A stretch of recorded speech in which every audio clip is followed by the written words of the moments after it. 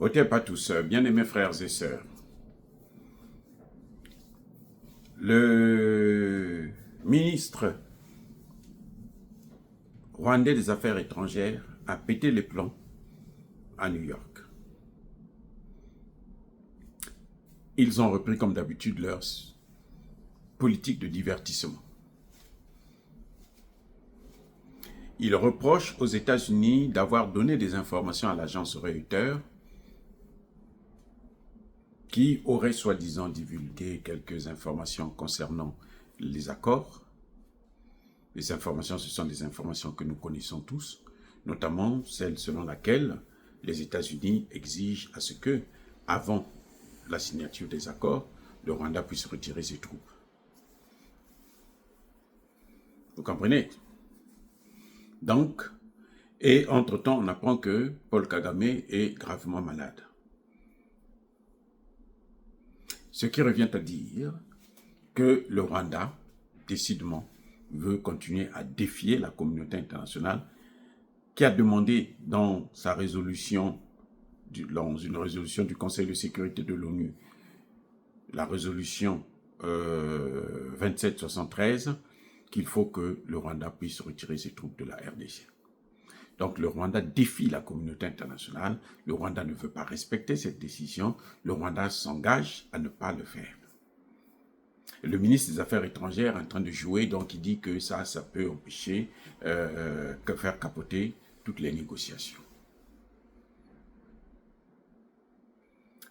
Les amis, je vous ai déjà dit, et je le répète encore, le Congo, la RDC, le président Tshisekedi doit réformer son armée et son administration. Qu'est-ce que j'entends par réforme de l'armée et de l'administration? Cette armée a été détruite par ce que Kabila appelait brassage-mixage, ce qui a permis à ce qu'on puisse faire rentrer dans l'armée congolaise la majorité des soldats rwandais, d'ailleurs qui ne valaient rien, parce qu'on pouvait prendre un combattant première classe, on en fait un colonel. Pourvu qu'ils disent que non, moi j'étais colonel dans la rébellion, on fait colonel. On n'a pas besoin de poser des questions pour savoir son origine, s'il est rwandais ou s'il est congolais. On le prend, on met dans l'armée puisqu'il a fait la rébellion, ce sont tous des Congolais maintenant. Donc, il y a des traces, on sait que non, lui il est rentré en telle année. On doit retrouver ses origines congolaises. Il faut faire l'épuration totale. C'est-à-dire qu'il n'y a pas de complaisance dans ce domaine. Si on veut la paix, si on veut réformer l'armée, on veut réformer l'administration. Il faut aller vers les origines de chacun d'eux. Vous avez des dossiers, c'est facile de connaître qui est qui, d'où il vient. Il a étudié, il est allé à l'école primaire où, avec qui, dans quelle école primaire, quel est le nom, ainsi de suite. Ceux qui ne sont pas congolais, il faut les radier de l'armée, de l'administration. On ne peut pas les laisser, alors que les Congolais chôment, ils cherchent du travail. On prend des voyous, des bandits, des criminels, on les introduit dans l'armée, dans l'administration, et puis ils sont en train de continuer à pourrir le système. Non, il faut les chasser. C'est ça qu'il faut si on veut la paix. C'est ça que j'appelle moi la réforme de l'armée, la réforme de l'administration. Ce que Tshisekedi doit faire, c'est ça. Maintenant, ceux qui sont des Congolais, qui ont trahi, on les désarme, on les amène maintenant dans un processus de réhabilitation, de ce qu'on appelle le DDR, désarmement, démobilisation et puis réhabilitation. On les envoie faire des champs, on les envoie faire ceci et tout.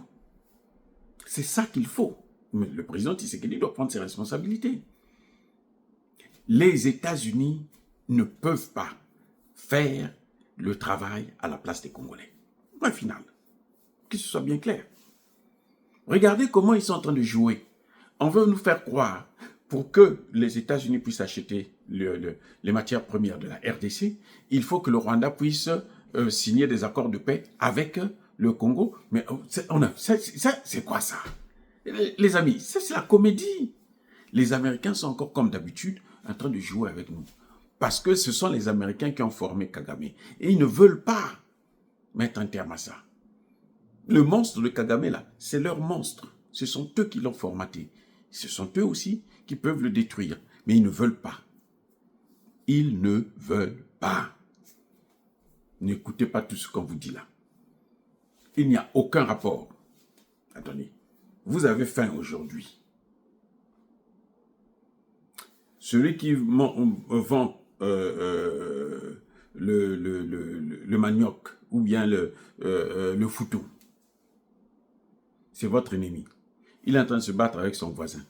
Vous avez faim.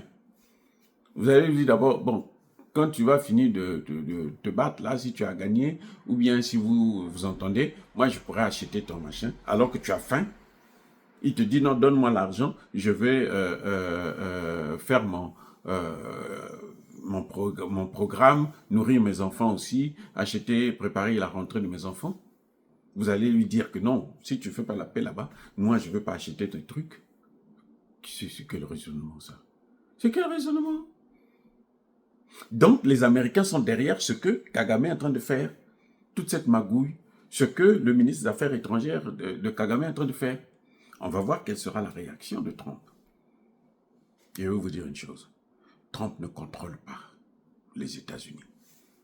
Les amis, Trump n'a pas les manettes en main. En tout cas, dans la plupart des domaines. Surtout des domaines aussi compliqués que celui de la RDC. Il n'a pas les manettes. Ce sont les services, la CIA et les autres qui gouvernent. C'est pour ça que vous voyez que Trump est toujours là versatile.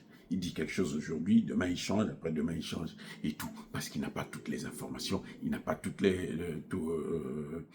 données, il n'a pas la mainmise sur l'ensemble du territoire, sur tous les pouvoirs. Il n'a pas tous les pouvoirs, c'est pas possible.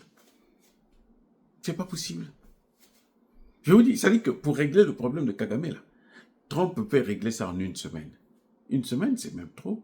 Même en 2 jours, il peut régler le problème de Kagame. Ou en 1 jour. Ce qu'il disait en Ukraine, là, il peut faire ça. Là, je vais arrêter la guerre en 1 journée. Il peut faire ça en RDC. Mais il ne veut pas.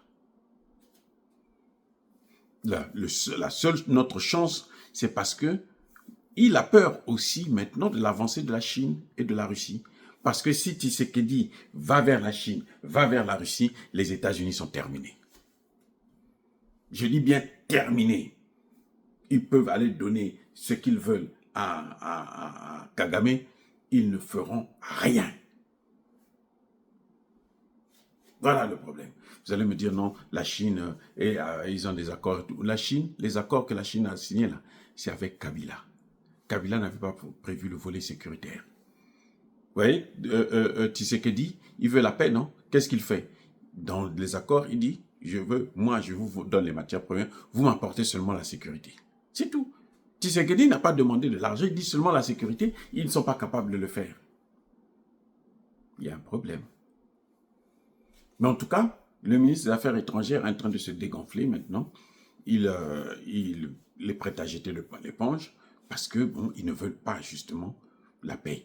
Puisqu'ils continuent à renforcer les gens, les soldats. Jusqu'aujourd'hui, ça continue à rentrer là dans le Kivu, à Goma et autres. Ils continuent à envoyer des soldats. C'est des gens qui ne veulent pas la paix. Ils ne veulent pas la paix. C'est à Tshisekedi maintenant de prendre ses responsabilités. Et ne pas attendre que les Américains fassent le boulot à sa place.